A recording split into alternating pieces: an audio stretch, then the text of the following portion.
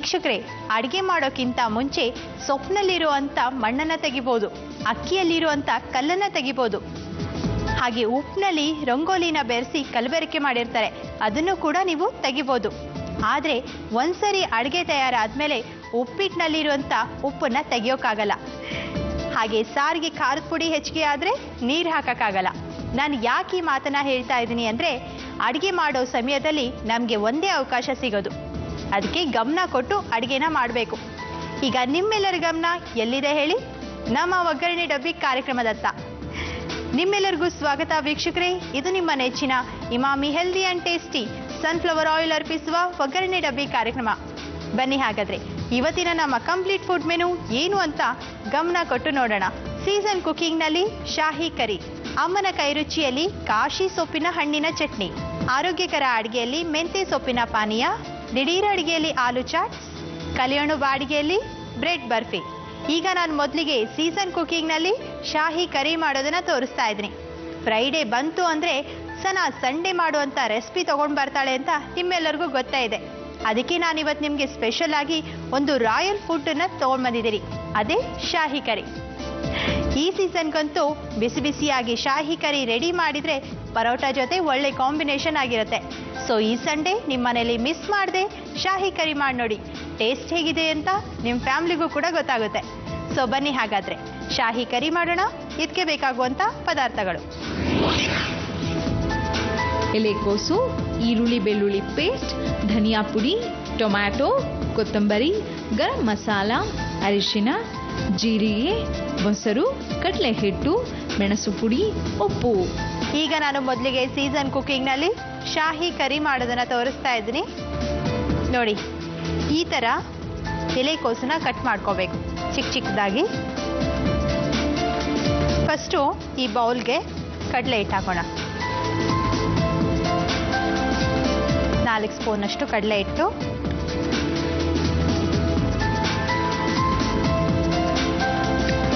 ಇದಕ್ಕೇನೆ ಸ್ವಲ್ಪ ಧನಿಯಾ ಪೌಡ್ರ್ ಒಂದು ಸ್ವಲ್ಪ ಹಾಕಿ, ಅಂದರೆ ಒಂದು ಅರ್ಧ ಸ್ಪೂನ್ ಹಾಕ್ಬೋದು. ಈಗ ಗರಂ ಮಸಾಲೆ ಹಾಕ್ತಾ ಇದ್ದೀನಿ, ಇದು ಕೂಡ ಅರ್ಧ ಸ್ಪೂನು. ಇದೇನು ಗೊತ್ತಾ ನಿಮಗೆ? ಈರುಳ್ಳಿ ಮತ್ತು ಬೆಳ್ಳುಳ್ಳಿ ಪೇಸ್ಟು 1 ಬಟ್ಲಿದೆ, ಅರ್ಧ ಬಟ್ಲಷ್ಟು ಹಾಕಿ.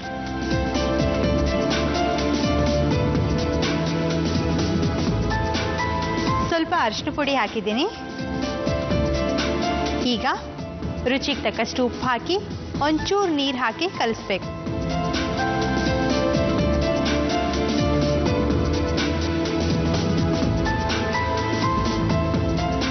ಅದಕ್ಕಿಂತ ಮುಂಚೆ ನಾನು ಎಣ್ಣೆ ಕಾಯಕ್ಕಿಡ್ತೀನಿ.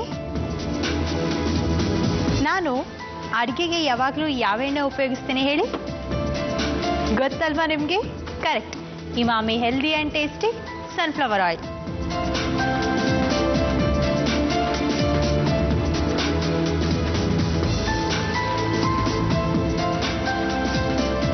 ಒಂದು ಸ್ವಲ್ಪ ನೀರು ಹಾಕಿಬಿಟ್ಟು ಬಜ್ಜಿ ಹಿಟ್ಟಿರುತ್ತಲ್ಲ ಆ ಹದಕ್ಕೆ ಕಲಿಸ್ಬೇಕು.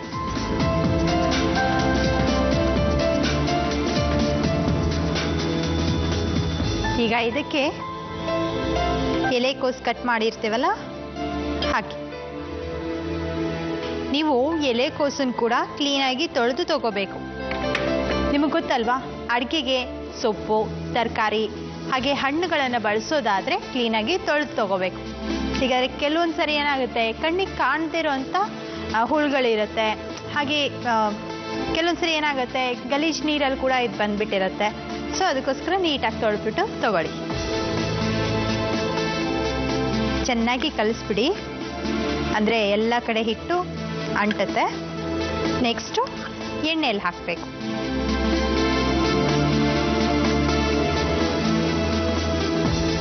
ಎಣ್ಣೆಲಿ ಹಾಕಿ ಕರೆದ ತಕ್ಷಣ ಶಾಹಿ ಕರಿ ರೆಡಿ ಆಯಿತು ಅಂತ ತಿಳ್ಕೊಬೇಕು. ನೆಕ್ಸ್ಟ್ ಇದೆ ಎಲೆಕೋಸಿಗೆ. ಎಲೆಗೆ ಏನಿದೆ ಅಲ್ಲ, ಕಡಲೆ ಹಿಟ್ಟು ತುಂಬ ಏನು ಹತ್ತೋದು ಬೇಡ, ನೋಡಿ ಸ್ವಲ್ಪ ಹತ್ತಿದ್ರೆ ಸಾಕು.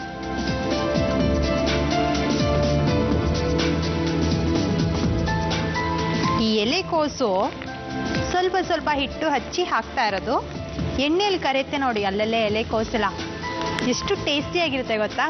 ಅಡುಗೆ ರೆಡಿ ಆದಮೇಲೆ ಅದಕ್ಕೋಸ್ಕರನೇ ಕಡಲೆ ಹಿಟ್ಟನ್ನು ಜಾಸ್ತಿ ಹಚ್ತಾ ಇಲ್ಲ, ನಾನು ಸ್ವಲ್ಪ ಹಚ್ತಾ ಇರೋದು. ಓಕೆ, ಆಯ್ತು.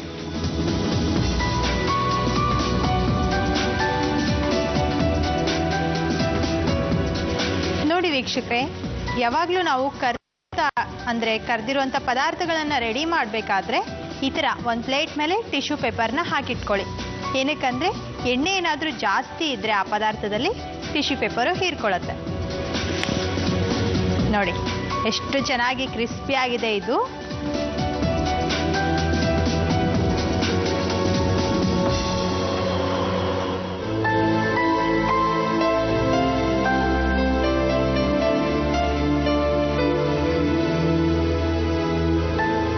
ಪ್ಯಾನ್ಗೆ ಎಣ್ಣೆ ಹಾಕಬೇಕು.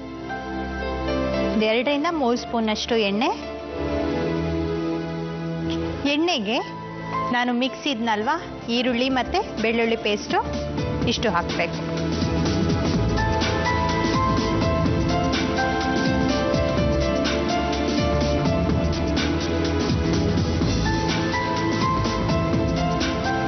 ಈಗ ಇದಕ್ಕೆ ಟೊಮೆಟೊ ಹಣ್ಣು ಕೂಡ.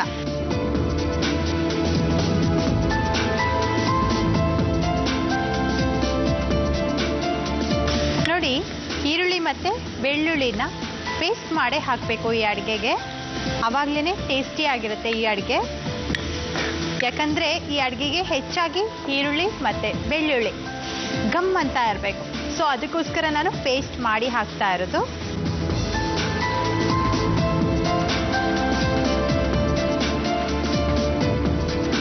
ಈಗ ಮತ್ತೆ ಇದಕ್ಕೆ ಸ್ವಲ್ಪ ಧನಿಯಾ ಪೌಡ್ರು. ಗೊತ್ತಾಯ್ತಲ್ವಾ, ನಾನು ಆಗಲೇ ಕಡಲೆ ಹಿಟ್ಟಿಗೆ ಹಾಕಬೇಕಾದ್ರೆ ಸ್ವಲ್ಪ ಏನಕ್ಕೆ ಹಾಕಿದೆ ಅಂತ. ಗರಂ ಮಸಾಲೆ. ಈಗ ಇದಕ್ಕೆ ಮೆಣಸಿನ ಪುಡಿ ಹಾಕ್ತಾ ಇದ್ದೀನಿ. ಎಲ್ಲ ಮಸಾಲೆ ಪದಾರ್ಥಗಳು ಬೀಳ್ತಾ ಇದೆ. ಈಗಲೇ ಇಷ್ಟು ಚೆನ್ನಾಗಿ ವಾಸನೆ ಬರ್ತಾ ಇದೆ. ಅಡುಗೆ ಪೂರ್ತಿ ರೆಡಿ ಆದಮೇಲೆ ಕೇಳ್ತೀರಾ, ನನಗಂತೂ ತಡೆಯೋಕ್ಕಾಗಲ್ಲ, ಟೇಸ್ಟ್ ಮಾಡಲೇಬೇಕು. ಈಗ ನೆಕ್ಸ್ಟು ನಾನು ಇದೇನು ಗೊತ್ತಾ, ಜೀರಿಗೆ ಇರುತ್ತಲ್ಲ, ಜೀರಿಗೆನ ಪೇಸ್ಟ್ ಮಾಡಿ ತೊಗೊಂಡಿರೋವಂಥದ್ದು. ಅಂದರೆ ಸ್ವಲ್ಪ ಹೊತ್ತು ನೀರಲ್ಲಿ ನೆನೆಸಿಟ್ಬಿಟ್ಟು ಪೇಸ್ಟ್ ಮಾಡಿದ್ದೀನಿ. 1 ಸ್ಪೂನಷ್ಟು. ಈಗ ಗೊತ್ತಾಯ್ತಾ ವೀಕ್ಷಕರೇ ನಿಮ್ಮೆಲ್ಲರಿಗೂ ಶಾಹಿ ಕರಿ ನಾನು ಏನಕ್ಕೆ ಮಾಡ್ತಾ ಇದ್ದೀನಿ ಅಂತ? ನೀವೆಲ್ಲ ಈ ಹಿಂದೆ ನೋಡಿರ್ತೀರ. ಶಾಹಿ ಅನ್ನೋ ಹೆಸರಿನಿಂದ ನಾನು ಎಷ್ಟು ಅಡುಗೆ ಮಾಡೋದನ್ನ ತೋರಿಸಿದ್ದೀನಿ. ಶಾಹಿ ಜಾಮೂನು, ಶಾಹಿ ಪಲಾವು. ಇವತ್ತು ನಾನು ಶಾಹಿ ಕರಿ ಮಾಡೋದನ್ನ ತೋರಿಸ್ತಾ ಇದ್ದೀನಿ. ಮೊಸರು ಹಾಕ್ತಾ ಇದ್ದೀನಿ. ಈಗ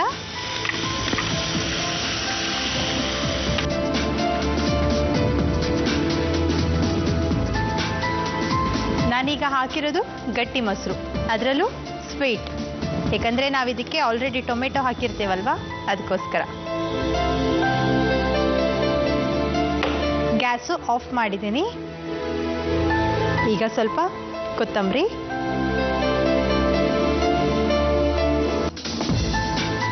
ಸ್ವಲ್ಪ ಬೇಕು ಅಂದರೆ ಉಪ್ಪು ಹಾಕ್ಬೋದು.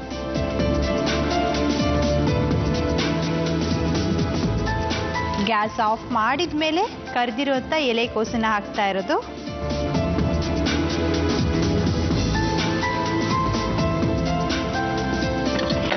ನೀವು ಎಲೆಕೋಸನ್ನ ಈ ಥರ ಹಿಟ್ಟಲ್ಲಿ ಕರೆದ್ಬಿಟ್ಟು ಟೀ ಟೈಮ್ನಲ್ಲಿ ಕೊಟ್ಟರೆ ದಿಢೀರ್ ಅಡುಗೆ ಆಗುತ್ತೆ.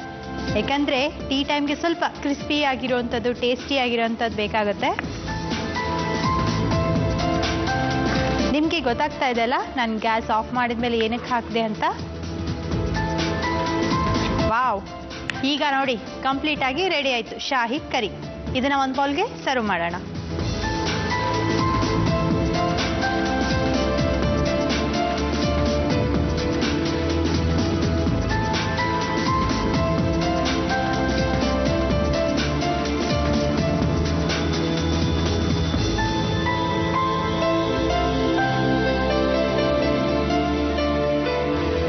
ಬಿಸಿ ಬಿಸಿಯಾಗಿ ಗರ್ಮ ಗರಂ ಶಾಹಿ ಕರಿ ರೆಡಿಯಾಗಿದೆ.